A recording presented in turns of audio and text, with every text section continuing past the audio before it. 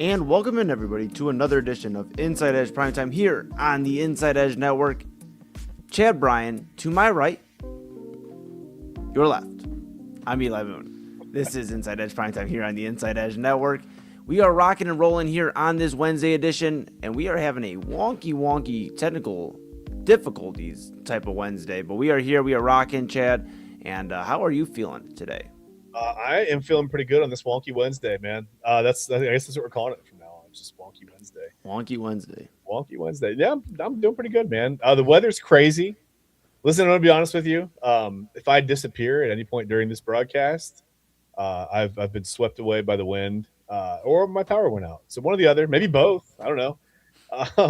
My power's gone out literally, Eli, like 7 times today. Never for very long, 5 or 10 minutes, but that will be enough to literally cancel my whole appearance on the show tonight because I'll never get everything started back up in time. So let's just hope we hold it together. Yeah, boy. We are doing all right over here. I'll tell you, the weather change here, we went from, 70 degrees, to 40, it feels like 35, 36 degrees outside. I'm definitely feeling it sinus-wise. So we are doing all right. We're rocking and rolling. But I think we're doing a little bit better than Team USA was doing heading into today. The USA World Baseball Classic headlines were that Mark DeRosa forgot how that works and how pool play works. And Italy seems like is going to look out for the Team USA here. They played Mexico today in a pretty pivotal game.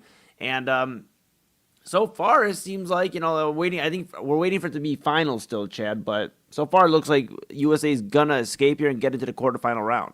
Yeah, Italy up 9-1 right now in the top of the ninth. So the biggest thing was Mexico, if they won and scored like 5 runs, man, it was going to get bad. It was going to get really bad. And then you have your manager, of Team USA, Mark DeRosa, saying that basically admitting that he just kind of forgot how pool play worked. And also, we're having a little trouble getting going on Twitter tonight. It's not going up online, just so you know. Yep. We can get that fixed for you. I guess if you're not watching on Twitter, you don't even know at this point, but that's okay. I'm talking to that one. But yeah, I don't know. It's listen, I asked you before the show, I said, is this enough that, I guess the only thing Team USA can really do to save it all would be to go on and maybe win the whole thing. But would this be enough for them to consider moving on from Mark DeRosa as the manager of Team USA? Because I think as the manager of the team, you kind of have to understand the basics about how to get to the next round, right? And I'm not trying to throw shade at Mark DeRosa. Like, I completely understand, it's whatever, runs scored, wins, tiebreakers, or they can be weird. I get it. And all this stuff happens pretty quickly. It just comes up and all of a sudden it's upon you like, hey, we could tie. I think we're okay because we won this many games and whatever. I get how it can get away. But I don't know that, maybe the powers that be would necessarily look at it like that. I mean, would you think that, if they have an early exit and the whole embarrassment of not knowing how the pool play situation works, would that be enough to move on from him or no? It could be interesting. I think him admitting that, hey, I didn't know what was going on. Yeah. At least, I don't know. I guess I respect it. I respect that he at least admitted it. But yeah, if they get bounced, this is a team that has a lot. We talked about yesterday, has a lot of superstar power on it. We talked about Aaron Judge, Gunnar Henderson on this team, Alex Bregman. You talk about like just the list of names, Pete Crow Armstrong. You talk about the pitching staff. Even though Tree Skubal left, he did pitch a start for this team. Paul Skeens out there. You have Clayton Kershaw just chilling out there. You have so many just great players. He did warm up though. He did warm up, yes. But they have so many great players here on Team USA, and the fact that they almost lost a chance to play in the quarterfinal round is just crazy enough. And then, yes, if they do have an early exit, it could be, hey, we're going to start something fresh. I've heard even maybe like Joe Madden or somebody like that. Just somebody, a fresh name for Team USA. But we'll see. If DeRosa wins this all, we're not going to be talking about getting rid of Mark DeRosa as the manager of Team USA. So yeah, and I told you before. DeRosa's a smart guy. He played quarterback at Penn. In college, he's an intelligent guy. These things happen. I'm not trying to bury him or throw any shade at him or whatever. But like I said, sometimes the powers that be, probably maybe they might look at it a little bit differently than I would as just a fan. But you got to, like I said, you have to know how to get to the next round. That's important in a tournament. Yeah, well, I'll tell you what. Italy definitely knows what they're doing. They have had the espresso machine going crazy tonight. Vinny Pescatino, he had 3 home runs. He's had 3 home runs in this game. It's the first 3 home run game in his major league professional career. Even though it's technically over the World Baseball Classic, it's his first 3 home run game, and this is a big one. 9-1, yeah, 9-1 right now for Italy. They're kind of a shocker of a team. Who would have thought? In a group play that had USA and Mexico, that one of them would be not advancing. They talked about Team Canada winning the other pool play, one of the other groups, I believe over in Puerto Rico. Just crazy, Chad. I mean, this has been a pretty fun World Baseball Classic so far. It has been pretty fun. Like I said, some teams maybe showed up and probably understood they didn't have much of a chance to, maybe even win a game in pool play or whatever, but it didn't stop anybody from having a ton of fun. We talked about Team Brazil and just how much of a blast it looks like to hang out with the team from Brazil there. But yeah, I don't know. I'm just trying to keep an eye on the score as well. 9-1. It's still heading into the bottom of the ninth, correct? Yes, So you have to hope for Mexico to not score 8 or 9 runs here, and then Team USA is okay. Yeah, one out in the bottom of the ninth right now. Okay. Got it on here in the background, but going to be interesting to keep an eye on that. Do you feel Team USA is still the favorite though? I mean, I know they had that upsetting loss against Italy. Do you still think they're the favorite though? I mean, they have a ton of talent on this team right now, and it seems like you go into single elimination games. I mean, I tend to think they're still the favorite. Yeah, I don't know. I mean, sometimes it's so hard to say because baseball is such a sport where, I mean, it's like baseball is kind of there's no, you don't have a dominant team that just no matter what goes undefeated, right? You always have baseball teams that you lose a puzzling game, a pitcher shows up and can shut anybody out on any given day, right? You get your whatever change of speeds going, locations there, and you can shut pretty much anybody out, right? It happens in baseball. You don't see very many really bad teams show up in a football game and upset a great team. And basketball, likewise, it's like the talent difference is there and it's obvious. But sometimes in baseball, like I said, if you get one guy going, if a pitcher just shows up that day and he's feeling it, he's dealing, crazy things can happen. So it's hard to say. I mean, you look at teams that are Dominican Republic is still undefeated. Venezuela's 3-0. Japan, dominated. Italy, you've got Italy about to go undefeated in pool play. I don't know. I mean, are they the favorite? I don't know. I mean, Japan's tough, right? Japan's going to be really good. They're going to play very, very, very fundamentally. Good pitching. Shohei was on fire to start out the World Baseball Classic. I don't know. I mean, I guess I'd be a little biased to say USA is the favorite. I expect them to probably get to the final, but I don't know that they're the favorite to win it right now. No, I'm not sure. Okay, going to be interesting. We'll keep an eye on it. I just have had so much fun watching this World Baseball Classic. I think Italy definitely going to have a say in it, but I think right now I'm still going to go with Team USA. I just think they have enough star power, they have the largest Major League Baseball presence too. So I just think, and maybe that's me, being like, from the States and saying, well, we have the most major leaguers, but typically, you get to the MLB, it's the highest level of baseball, typically. I mean, there's great players in other professional leagues, but MLB is typically the league. So, I mean, I think that does hold some weight to it, and I think it's going to be interesting to see how that goes on, carrying forward. Sometimes though, it's not the best players. It's the best. It's the best mix. It's the chemistry. It's the way guys play together. And sometimes when you have teams that have known each other, players that have known each other, that carries more weight than just putting, the most powerful hitter at each position out there. And, you don't really think about things like setting the table and defense and, the strong, whatever. There's a lot of talent that's missing around, they're playing for other countries as well. So, some of the best talent is international in the major leagues as well.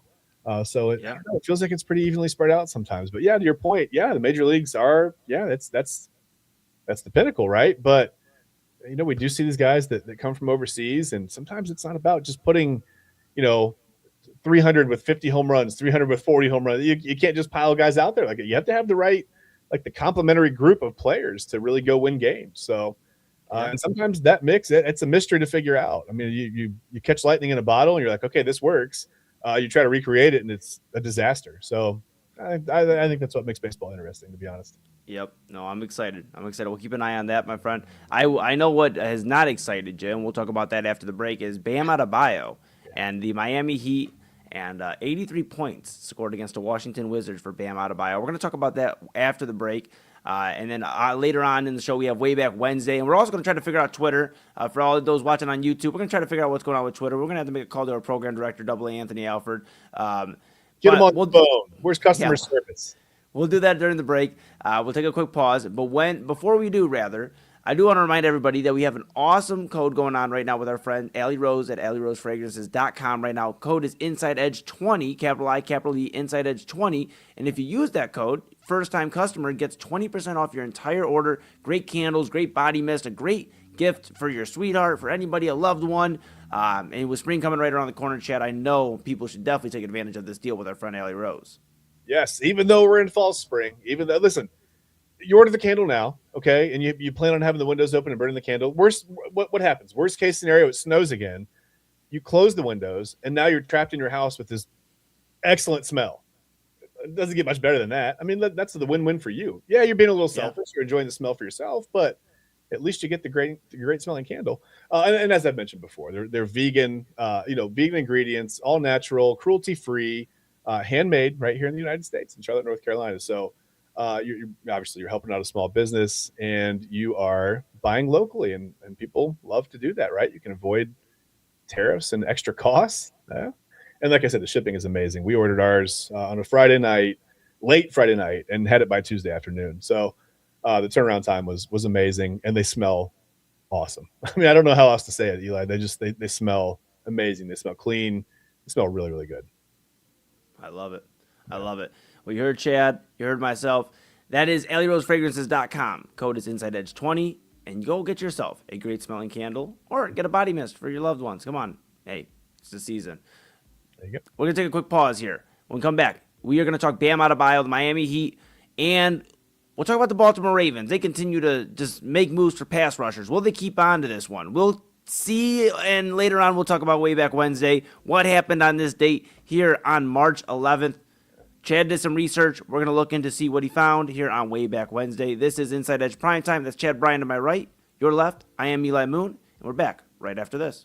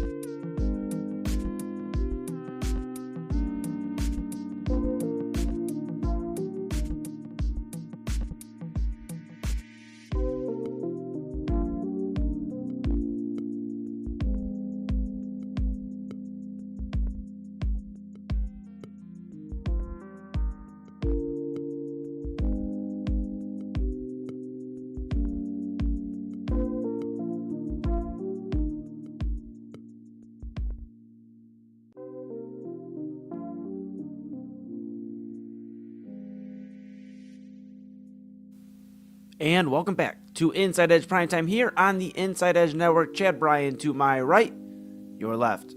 I am Eli Moon. We are back. We want to give an update that Twitter is currently having some issues. So it is not us. It is not the Inside Edge Network. It is Twitter. So we'll get that fixed here hopefully soon. We're working on that. But if you are tuned in through YouTube and Facebook, we appreciate you. Make sure you give us a follow to Inside Edge Net if you're just not tuning in for the first time. Have some official news too that USA has advanced to the quarterfinals, 9-1 final. Chad, that Italy has beat Mexico, Team Mexico 9-1. So they have made it to the quarterfinals, and now we'll get to see if Mark DeRosa can lead this team to a championship. I was about to say Mark DeRosa is quoted as saying, "All right, we're good. We're good." Well, at least we're in the finals now, and we are officially live on Twitter too, my friend. We are officially on all three: YouTube, Facebook, and Twitter. Give us a follow at Inside Edge Net. We appreciate you. We are back, and we have Bam Adebayo to talk about, Chad. We are back and rolling.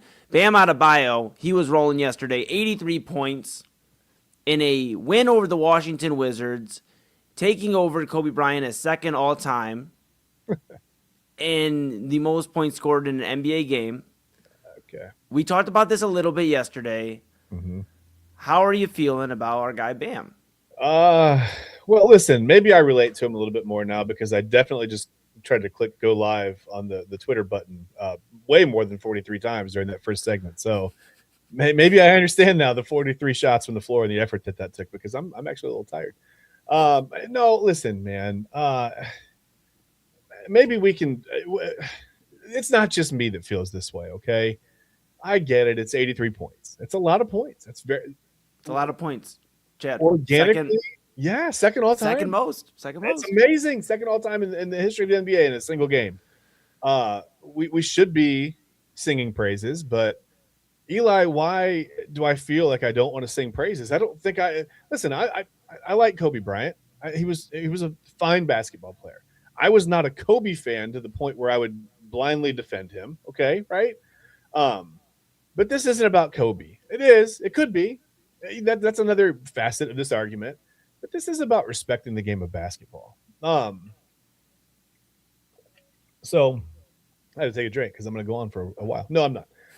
No, I watched the highlights of this game. I didn't see the game. We were on, and our program director, Anthony Alford, texted us and said, in all caps, Bam. I couldn't tell if he was yelling at us or if he was amazed by it or not. But Bam Adebayo has like 1 million points. I'm like, okay, like Bam Adebayo, like 83 points. So you look at the game, you look at the box score, and he takes 43 shots, he takes 43 free throws. Wild, okay? So let's just call it 86 shots from the floor, 83 points. Fine. Okay, fine. We don't have to do that because there were 43 free throws. Maybe I'm reaching a little bit. But listen, the missed free throws at the end of the game, feeding him the ball, like taking timeouts late in the game, up on a team that's like I don't know, like how many wins, -5 wins? I don't know. They're literally tanking, right? Even though Adam Silver says, hey, we're going to go medieval on you for tanking or for load management. Don't rest your superstars. But please, by all means, continue to make a mockery of this game by missing free throws up 39 points or whatever at the end of a game. Maybe I exaggerated the lead too. Calling timeouts for no reason other than to get your guy 83 points. I mean, that's it. They just wanted him to surpass Kobe's 81 points. That's it. There's no reason. There wasn't a natural reason within the framework of the game. It's not like it was a close game. It wasn't a 1 or 2 point game and Adebayo was just on fire, right? So you keep going to the guy because you got to have him to win the game, right? No, they left him out there just for the sole purpose of scoring 83 points or however many he was going to end up with. And to me, I don't know, Eli, just seeing the missed free throws for no reason, it really rubs me the wrong way. Maybe I'm an old guy. I don't know. Maybe No, you're not wrong. It's look, I couldn't help but smile because you're absolutely right. It's a bad look. Mm-hmm. The Wizards are a team that haven't had Anthony Davis or Trey Young out there since they've traded for him. Davis obviously out for the rest of the year. Trey Young apparently out for the rest of the year as well, just nursing injuries. And so now you have this, and I saw some of the videos, and I know we have some audio, some video we'll actually use here later on in the segment about what the NBA thought of this. But I really just can't fathom watching the missed free throws and how badly, like just throwing it at the front of the rim and yes, leaving Bam Adebayo out there. You're up by 20, 30 points.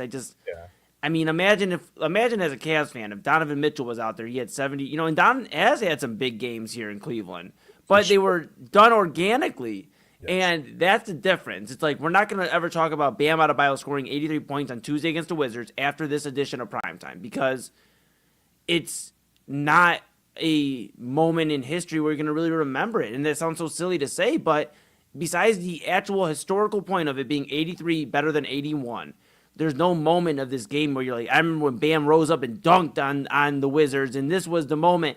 No, they were up Remember when he bricked that free convincingly. throw up 39 points? Yeah, I mean it's ridiculous. Yeah, it's Yes. ridiculous, man. Yeah, Uh, just bad. People to this day go, man, remember the Kobe 81? Like, remember where you were when Kobe scored 81? This will be a blip where people go, wait, Bam Adebayo scored 83 points. I mean, yeah, some people are going to remember it. I get it. Like, it's technically it's the record for modern day points scored in a game, in a single game or whatever, and it's second all time. I get it. You can't take that away from him, but I don't know. What if you could? What if you could go back? What if there was like what if there was an integrity meter on the points, right? Where you go back and go, these 2 points were unnecessary. This was ridiculous. This missed free throw should take the next 3 points off. Whatever. Like, and you adjust it. Like he actually scored like 68 points or 71 or whatever. I'm obviously kidding, but it just, or am I? I don't know. I can't tell. This Um, is worse. Is this worse than tanking? yes. Yeah. Yeah. This is worse than tanking because what comes of this? Right? At least when you tank, you can say it's for the good of the organization. Okay. And the reason that I can say that it's for the good of the organization, a lot of people's jobs are on the line, right? This is a professional sports organization. The goal is to win. So if you're tanking to get a better draft pick, at least I can say, hey, we don't have it together right now. We're 15 and 48. What are we going to do? Our only choice we felt was to try our best to get a lottery pick. So yeah, we sat some guys. We had some guys nursing injuries. Guys are playing hurt. Let's why force them to play hurt? We're not going to come back and make the playoffs, right? So why can't we manage their load? Like why are you going to go medieval on us? But we got the Miami Heat out here missing free throws to feed Bam Adebayo the ball. Again, up 20 to 30 points when he's already shot 43 from the floor, 43 free throw, whatever. Yeah, this is worse than tanking because, like I said, at least tanking and being in a better position in the next 2 or 3 seasons can save people's jobs, right? All kinds of people within the organization. I mean, it even spills out to the bars and restaurants around the arenas, right? When the team's really good, everything goes well. So at least you say, like, when an NBA franchise tanks for a reason, Oh, we lost Chad here for a moment. they're trying to move forward. They're trying to get better. They're trying to make the financial situation around the team better for everybody. This did nothing but get Bam Adebayo in the record book for a pointless game. I mean, who cares? Who cares about this? It's stupid. It's stupid. Yeah. No, I mean, yeah, I mean, it's I understand what you're saying. Now there are some teams that do tank for not the right reasons, and I guess that's why I ask is if it's worse than tanking because you have teams like the Utah Jazz that have been able to win more games than they have shown record wise. The Jazz could probably be at least a play-in team right now, and they have been near the bottom of the Western Conference all year because they just continually lose games. They're 20 and 45. But they probably could have at least 5 to 10, at least 5 more wins, if not 10, 15 more wins. I mean, they have been in a lot of games, and I think there's just a lot of bad looks for the NBA in terms of like the tanking, this. In Kobe, obviously is one of the legends of the game. I mean, you can't talk about the legend or the history of the NBA without the legend of Kobe Bryant. And I think for him to now be third all time because in this way is just, some people had a problem with Kobe in his retirement game when he went up and shot a ton of shots to get to the 61 I think Kobe had in his final game. So some people had a problem with that. Yeah. This is really bad because he just passed Kobe for one of the most historic games of all time in a game against the Washington Wizards in March that nobody will remember after this week. People will have to remind people that, hey, did you remember when Bam Adebayo scored 83 against the Wizards? It's almost as memorable as Michael Jordan being with the Washington Wizards, playing with them.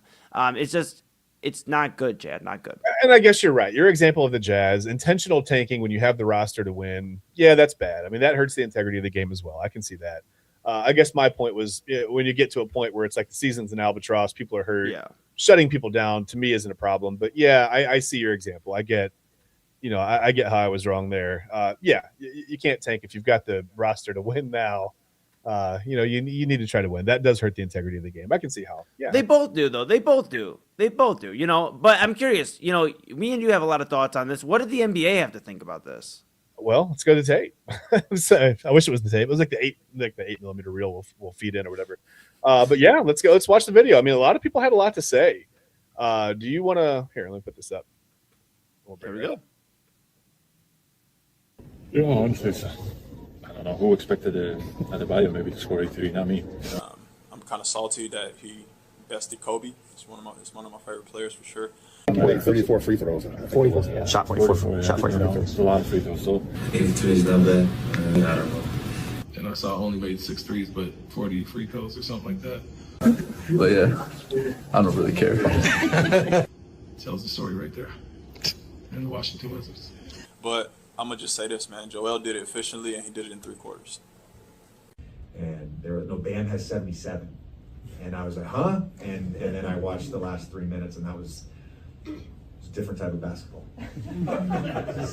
Did you see Bam at 83 tonight? And does that give you any inspiration to go for some of the bigger scoring numbers in league history?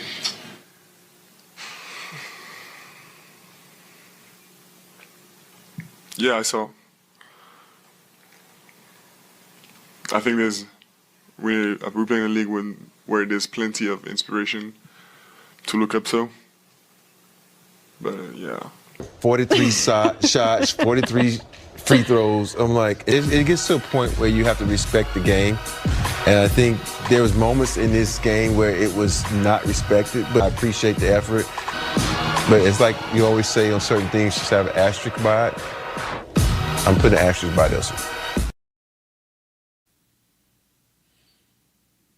Yeah. That exhale, like that was me trying to process it all. Like, yeah, I saw it.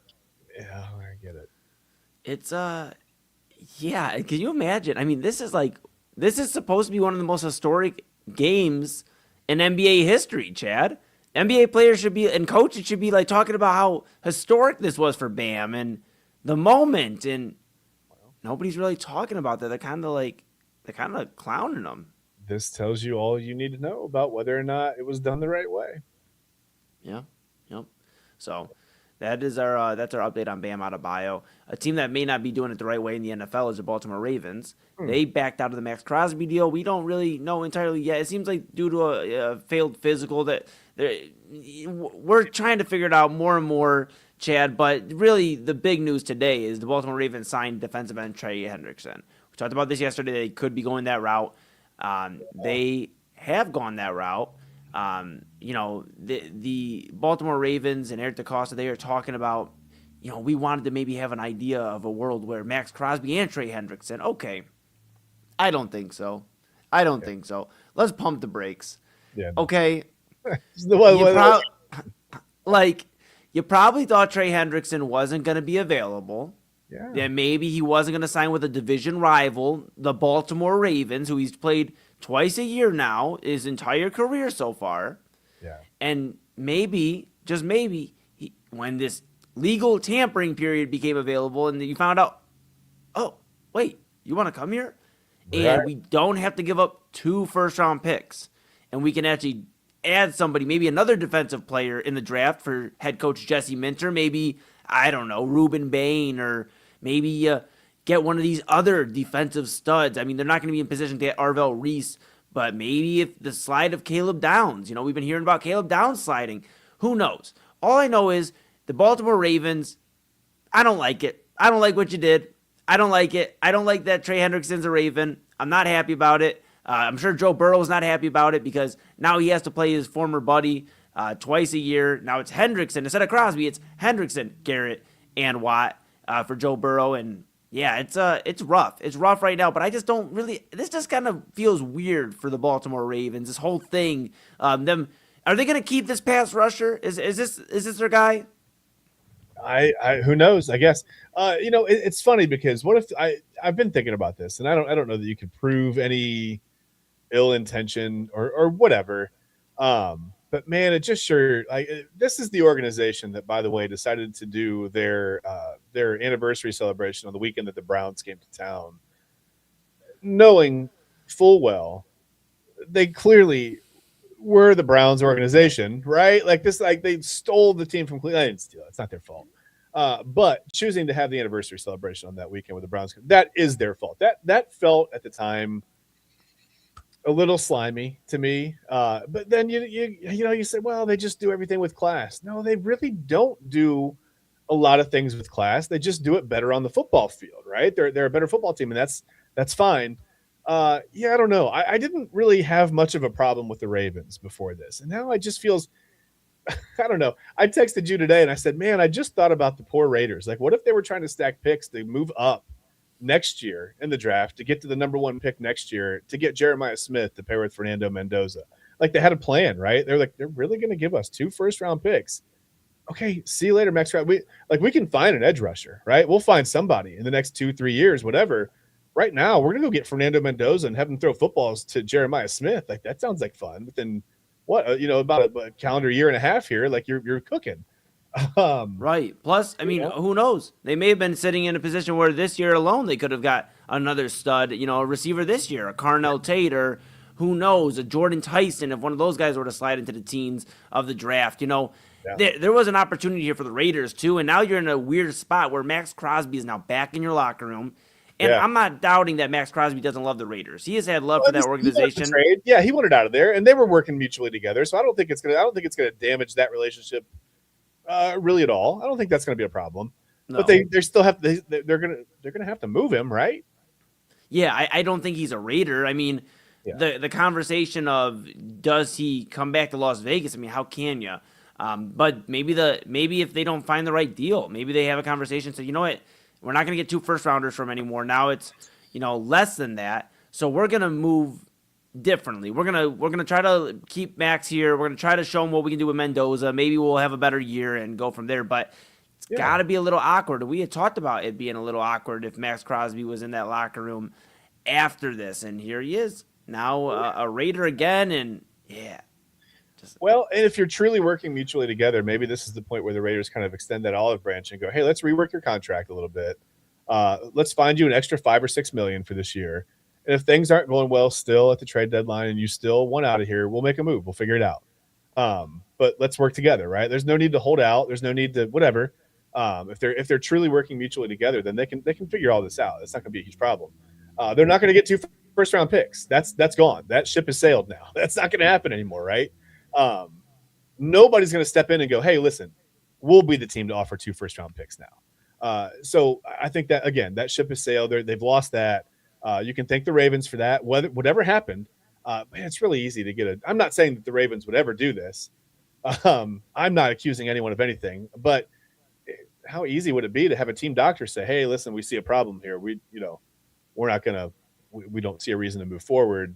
We have this whatever medical reason to, I don't know. Again, I'm not blaming the Ravens I'm not accusing anyone of anything. I have no idea. That would be purely speculation and probably not fair on my part. Listen, if they saw something they didn't like in the medical exam, they're well within their rights to cancel the deal. But it just feels, man, the timing is weird, right? The next day they signed Trey Hendrickson, and it just feels something feels wrong, right? It just feels a little slimy again. Yeah. Slimy in a different way than the anniversary celebration. That was slimy and almost a funny troll kind of a way. This is like messing with the future of other franchises and players, and it just feels, I don't know, man. Eli, something feels off. It does feel off. It does feel off. Does Hendrickson make them better, or the same as Crosby? Do you think he's a better player than Max Crosby, or on the same level? I don't know. Someone reminded me recently, and I had forgotten that Trey Hendrickson was 31 years old. So you'd have to think, again, I'm 46, not throwing stones at people in their 30s by any means. But when you get to the NFL and you've taken this much contact as an edge rusher, you have to think physically. And Hendrickson's been hurt. It's not like he's had a perfect, I was going to say perfect attendance, but we're not in school. We'll come here to play school. But yeah, listen, it's not like he's been on the field for 17, 16 games a year his whole career. He's had some injury issues, whatever. He's had some things he had to come back from. I don't know. I mean, what kind of health do you get out of him for the next 4 years? That's a ton of money for a guy that may have some question marks. I mean, he's, again, 31 years old, wear and tear, just the physical nature of the position. It's a lot. I mean, I think Max Crosby. I think I saw a stat. Max Crosby had more quarterback pressures from 2019 on than Myles Garrett, than anyone in the league. So I don't know. I mean, Crosby would have made them better. I'm sure they'll take their 2 first-round picks back and roll the dice with Hendrickson, so to speak. But I don't know, man. I don't know. The answer is I don't know. We'll see. We'll see in 4 years. It's going to be, we'll see in 4 years. We might see sooner, but one thing's for certain. Jesse Minter, the new head coach of the Baltimore Ravens, has his first big acquisition. It was Max Crosby for about almost a week. Yeah. And then it wasn't, and now it's Trey Hendrickson. So the Baltimore Ravens have their new pass rusher and a guy to keep an eye out for. A guy we're familiar with in the AFC North. Now he's just wearing purple and black. So, absolutely. By the way, sorry, it almost took me 4 years to answer that question. So, no, it's okay. Yeah, you did a great job. You brought it back, right Very to where we needed you to. Yes, absolutely. Hey, you know what else? I got to tell you some great news here before we go to break. About our new sponsor here of the Inside Edge Network, W Energy. And we have a great code right now, InsideEdge10. Go ahead and use that code with W Energy. Get some energy in your life. I'm based off I'm an energy guy already. Look, I wake up in the morning before I even have coffee or anything like that. I'm up and I'm ready to go. But I'll tell you this, if I needed something to go, get going, move, I'd go and grab some W Energy. And I go to Texas here next week. I have my Thriller in Texas Festival. Going out there with my guy Cliche. We have Ohio artists going out there to rock out with Texas artists. I'm going to be grabbing some W Energy, making sure I use the code InsideEdge10 to take advantage of the deal, because guess what? We can do that too. And I know, Chad, you're going to look into this. I know, hey, you have a lot going on, the fam. You got a lot of stuff you got to do. I'm sure some W Energy would help out you as much as anybody else out there. Yeah, I just like the fact it's zero sugar. You get the nut, no jitters, no crash. I love that aspect of it, because a lot of energy drinks I can't handle, because you get first you get the jitters, right, and you do have energy. I mean, it does wake you up, but then you have the hard crash afterwards. I struggle with that. So I do like the fact, like I said, zero sugar, natural ingredients, and no crash afterwards. I'm intrigued by that. And yeah, sometimes. Listen, at my age, I'm not always, believe it or not, a ball of energy. Sometimes I'm very tired, man. My kids are like, "Oh, we're so tired." I'm like, "Will you just please wait till you get to be 46 years old, man? You have no idea how tired you can be. You don't even understand tired yet." But yeah, I like I said, I'm intrigued by the fact zero sugar and just no crash, no jitters. That I love. And by the way, I don't know that you could. It might be impossible to say you can't find a flavor you like. Did you see how many flavors they have? Like, I think over 15 flavors. That's crazy. That's awesome. A ton of different flavors. Make sure you get your W Energy. Use the code InsideEdge10. You heard Chad and I. If you want to stay energized here, stay up for Inside Edge Primetime. If we don't keep you entertained enough, W Energy will make sure you got just the extra boost to enjoy Chad and I. And of course, Double A Anthony Alford, Midnight Round with Anthony Alford, midnight tonight, Monday through Wednesday. We have Double A after us, a little bit after us, and he'll be on again tonight, midnight. Had a lot to talk about. You'll see me kind of tuned in with Double A, having a conversation with him from time to time. I produce the show, so we'll do that as well. We're going to take a pause here, Chad. When we come back, we're going to go over Wayback Wednesday. It is that time. We're going to see what you were able to find here for March 11th. I know it was a little bit of a search. A little bit, yeah. A little bit of Tale of Two Cities, actually. It was the best of times. It was the worst of times. We had some good memories and some bad memories from March 11th. So not terrible, but some not pleasant, let's be honest. I mean, we have to experience our past to move on to the future, right? So you got to reflect sometimes, and we're going to reflect when we come back here on Wayback Wednesday. That's Chad Bryan to my right. Your left, I'm Eli Moon. This is Inside Edge Primetime on the Inside Edge Network. Give us a follow, Inside Edge Net, and we'll be back right after this.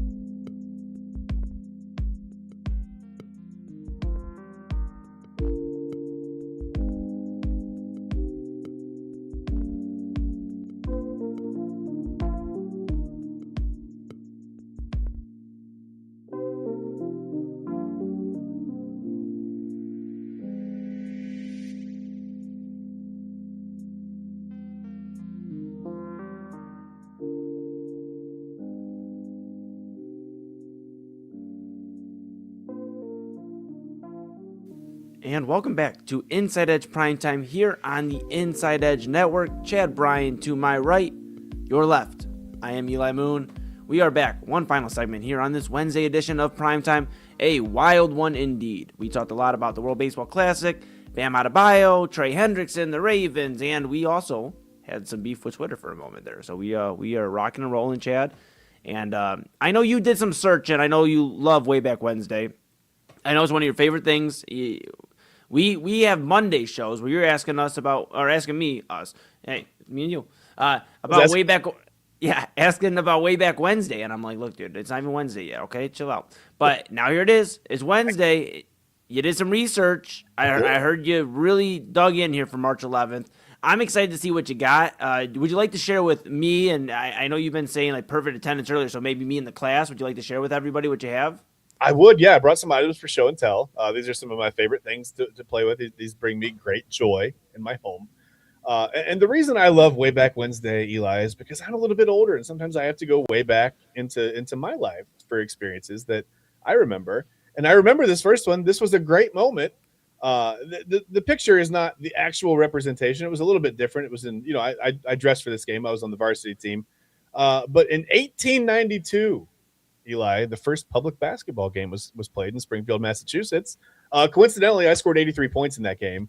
But it's not official. It wasn't the NBA. So no one talks about it. And by the way, I only took 41 shots from the floor. So slightly more efficient than Bam Adebayo. But yeah, that's kind of actually looking at that picture. It reminds me of like, that's kind of how it went for Adebayo at some points. I mean, it was just like, hey, here's the bucket, like put the ball in, buddy. Right. Like never mind. I don't want to talk about it anymore. It's making me mad. All right. Yeah. So let's just move on to the next century because wait, this is so cool though. This is so cool. Before we get any further, look at this. I mean, look at the evolution of basketball.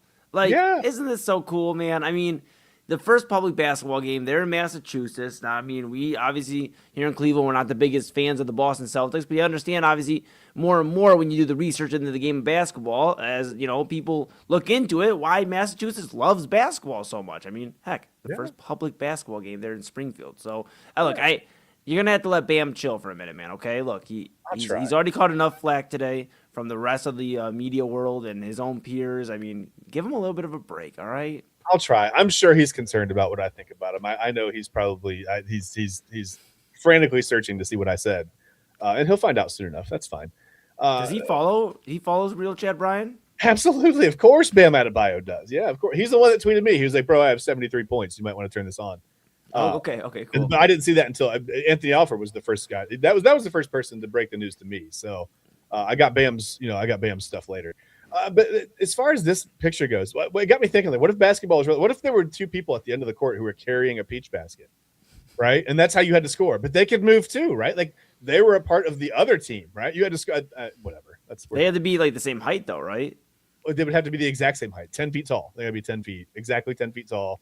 I don't know where you're going to find these people. Maybe in Portage County. Supposedly, there's like a Bigfoot situation happening right south of me in Portage County. I don't know. I don't know what you believe, but hey, it's all over it's not, I was going to say it's all over the news, but it's all over Facebook. So for whatever that's worth, look into that. That's a fun story. Well, it's got to be real then, Chad. It's got to be real on the internet. It's got to be real. And the cool thing is if you start searching, you can see some really interesting people talk about it. So that's fun. Let's move on to the next item for Wayback Wednesday.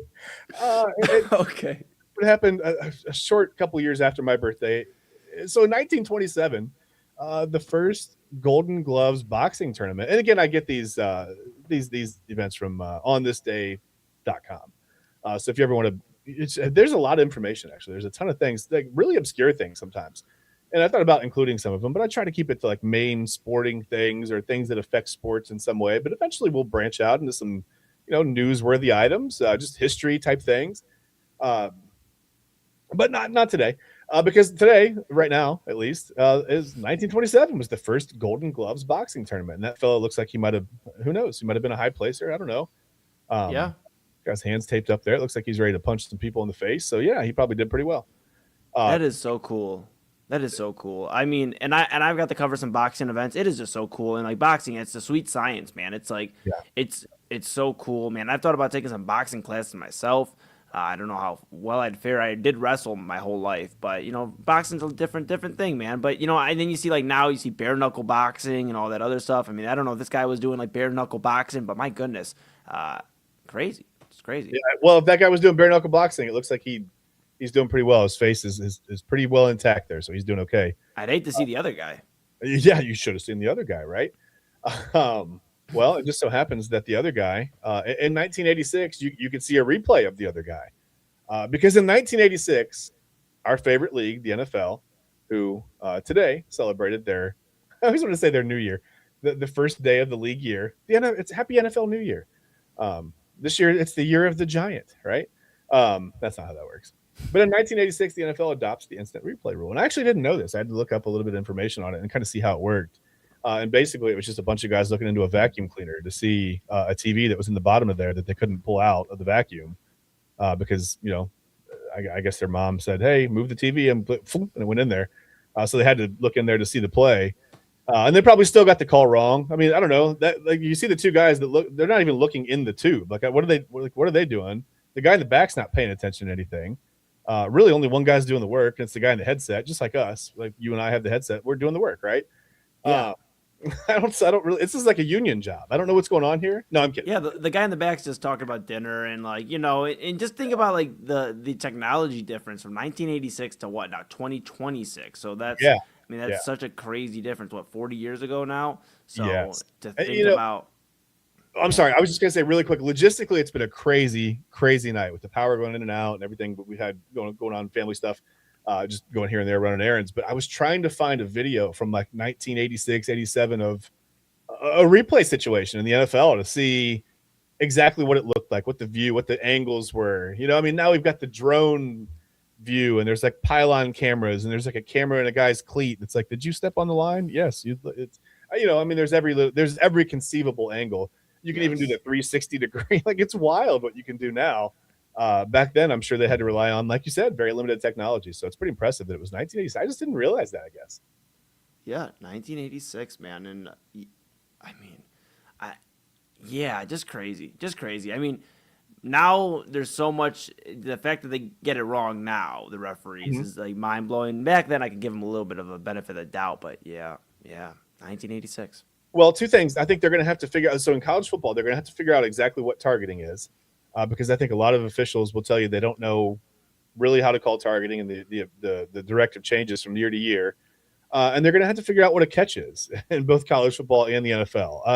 I think that's a point of contention as well. A lot of officials don't really know what constitutes a catch. I mean, you can have the ball on the ground, but you have to have two hands securing it. Sometimes, they say you have to catch it and make a football move. But then I don't know if you remember the playoff game between Ohio State and Clemson.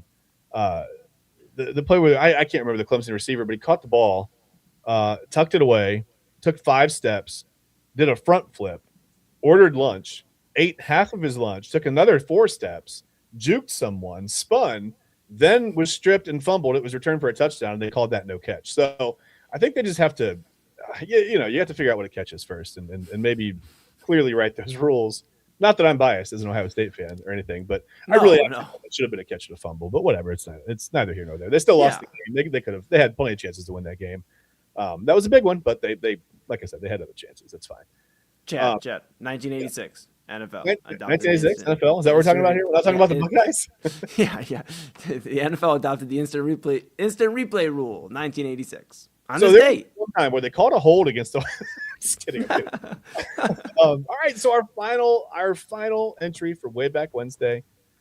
This might have been more of a little bit of a faux pas in sports history. Maybe I don't want to call it a blooper. I mean, it kind of ended up it was serious at the time. We didn't know what was going on. And again, these two don't necessarily have anything to do with each other. The item that I'm going to tell you in the picture, but I just thought it was an interesting note in history. On this day in 2020, unfortunately, COVID-19 was declared a pandemic by the head of the World Health Organization. My buddy Tag, I told you I call him Tag because, I mean, just look. TAG. Anyway, remember when Rudy Gobert didn't take it seriously and he tested positive? And he said, this isn't a thing. You can't get sick. And he did his thing all over. And then like a day later or 2 days later, the entire NBA shut down. Remember that? Yeah. so a lot of people were really mad at Rudy Gobert. Like he was like somehow the start of COVID-19. And what he did was kind of dumb, maybe a little reckless or whatever. It was maybe not the best decision, but it's funny how he's been lumped in with the COVID story. So, negatively when you look back over. But yeah, this day in 2020, COVID-19 officially declared a pandemic by the World Health Organization. And it was like the day that sports just stood still. Everything stopped. It was crazy, Eli. It was wild. Especially for, when I think people, it hit them that it was real when the NBA shut down. Because for the NBA to shut down, like sports doesn't shut down usually unless it's like, okay, MLB, there's a lockdown potentially happening because of, just no agreements on salary cap and things like that. It's not because of COVID-19 or a pandemic or anything like that. Just crazy. Can you pull that up one more time? Can you pull up the Wayback Wednesday? I want to try to get that guy's name. Sure can. Here we go. All right. Tedros Adhanom Ghebreyesus. I think I got that. You did it. Yeah. You got it. That's from our judges. They said yes. They said that's good. Perfect. I don't know, man. It was a weird time. It just the NBA, it was whatever. The NBA shut down, and then it was like dominoes, right? It was like then it was like March Madness, and then it was high school sports, and kids losing their senior year in college sports. Their senior year of baseball, softball, track and field, whatever. I actually specifically remember being in line at the grocery store and talking to a few high school students that were in front of me about how they had lost their senior year of track. And I remember at the time it just made me sad, like to think about, like, well, that's crazy. Like, you want your senior year to go well, and then all of a sudden it's just the rug is pulled out from under you, and you'll never compete again with your teammates, and that's it. You're done. Yeah, my goodness. I feel for everybody that dealt with that year. That year was weird. My little brother graduated from high school. He was 2020.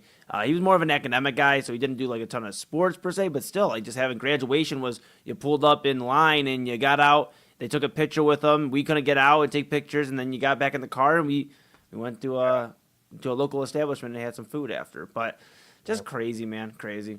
Yeah, an unfortunate time just in sports and in the world in general, really.